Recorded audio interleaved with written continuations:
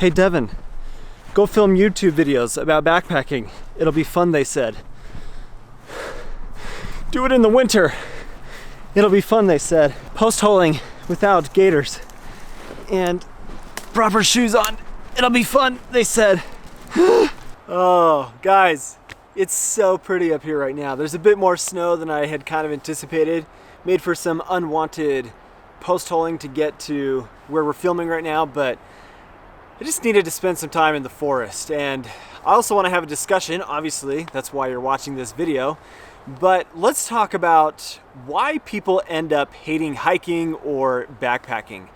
And we'll just cover a few different aspects. This isn't necessarily the story for every single person that goes out into the backcountry, but I feel like these are overall kinds of things that if we focus on them, particularly if we are taking friends or family members out into the backcountry, how we can help them have a better experience on their first time backpacking or a long day hike, that kind of thing. Because if we're passionate about it, that doesn't always necessarily mean that everybody else is going to be passionate about it. So we don't want to do things that deter from somebody being able to have a quality experience.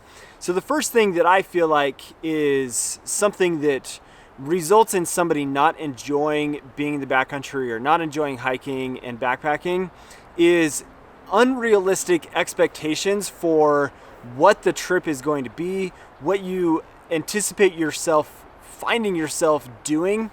And that can be honestly very difficult for people to comprehend what type of experience they're going to have. Let's say we're going to take you backpacking, or I'm going to go backpacking. I'm going to carry all this stuff on my back, and now I am supposed to just have a good time. And so if you establish what the expectations are, yes, you're going to be tired. You're going to hurt. Your body is not going to be wanting to do things that it normally does. You're going to be uncomfortable. And on the flip side, there's all of these other things that you can experience that if you set that as an expectation or an opportunity, it can really make a difference in your personal experience, but the experience for others who have never been out.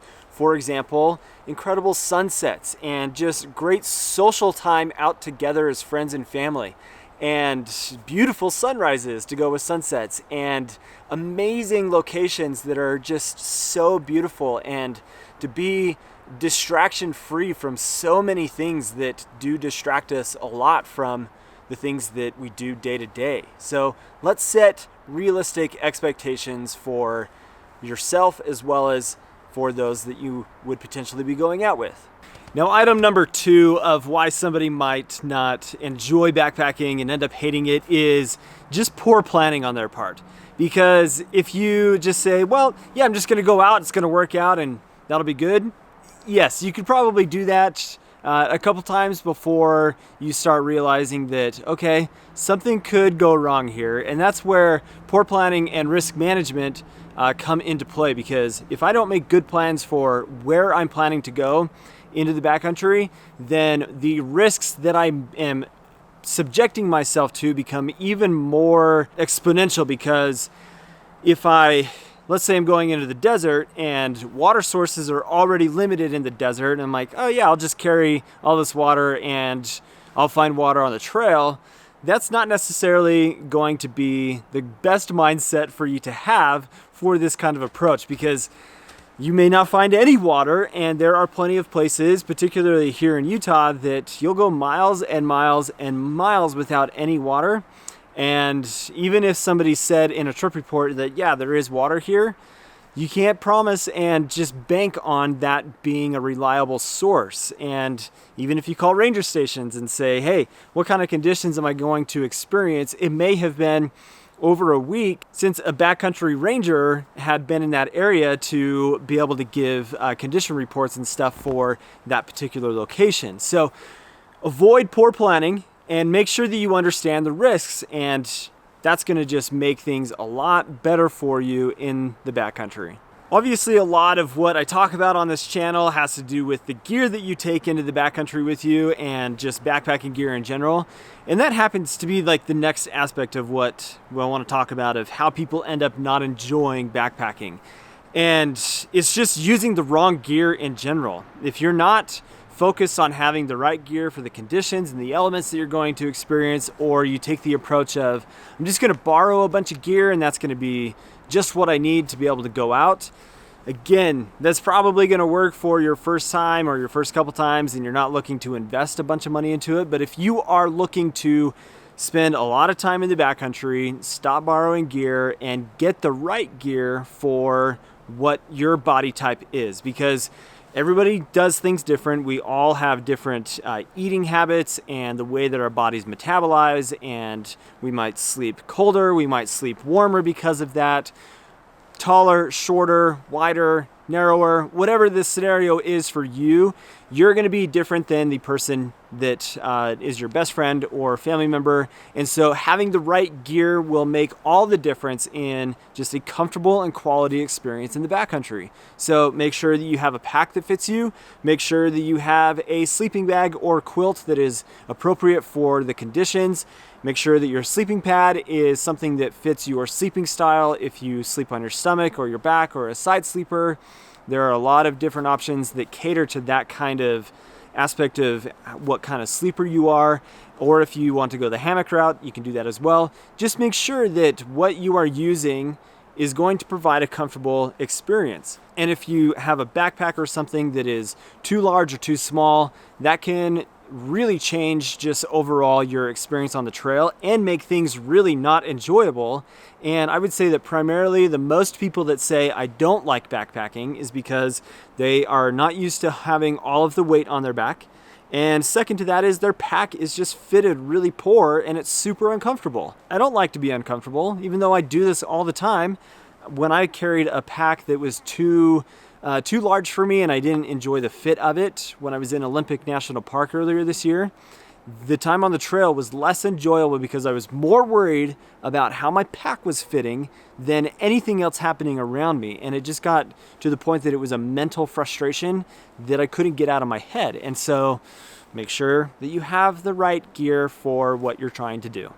So 2 more items to talk about, and just one really quick is that oftentimes I feel like people are potentially scared of the exposure and being out in the backcountry. It's unfamiliar terrain, it can be uncomfortable, and it's important that if we are taking people out with us, or if it is yourself, that understand that you're going to be in an environment that's totally new. You've maybe never been there before. You don't know what the conditions are going to be like, what the area and the environment is going to present.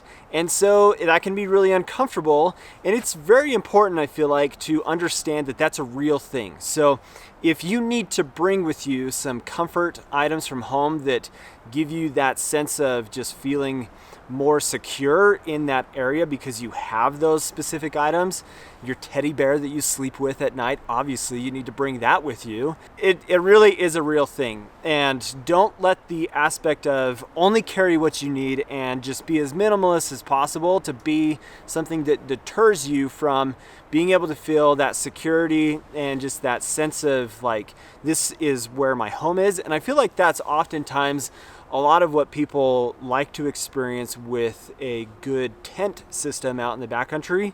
A tent makes you feel like you've got just your home away from home and you can make it yours. And that's important for people. And I don't want people to miss that as a really necessary aspect mentally for you to consider when you're going out into the backcountry. And the last thing that I want to talk about has to do with just not pushing people too hard. When I first took my wife out backpack, we did about a 6-mile loop to where we were going to be camping for the first night and for this particular weekend. And I pushed my wife too hard on that trip. I expected her to be able to just put a pack on, let's go out and do this thing. I was a lot younger at the time. It ended up being something that was an experience that I don't enjoy backpacking because this pushed me too hard, and now it took me a lot longer to get her to want to come out and do that again. So don't push people too hard. Don't push them beyond their comfort level. Don't push them beyond their ability physically to do things. Just because you can do it and it's easy for you could make it really hard for other people. So all of these things have to come into the same puzzle and be placed in specific places to help anybody that is new to this experience to be able to have a great time. I want people to have a good experience in the backcountry, to just thrive for those feelings that you get from being out away, distraction free, and enjoying beautiful scenes and amazing sunsets and just incredible views, and the things that it does to you mentally, and just I love it. I just absolutely love it so much. But I want other people to experience that the same way that I do. And so be careful about how you approach this in bringing new people out, because we want people to not hate backpacking and enjoy beautiful places like this. So guys, thank you so much for watching. If you are not subscribed to the channel, you better be at this point. So hit the subscribe button, hit the bell notification to get notified when I post new videos. Again, thanks guys for watching. I hope you have an awesome day. We'll see you on the next video. And understanding risks as well, because if you're just like, oh yeah, I can go out there, it's not gonna be a big deal. How you doing? Nice.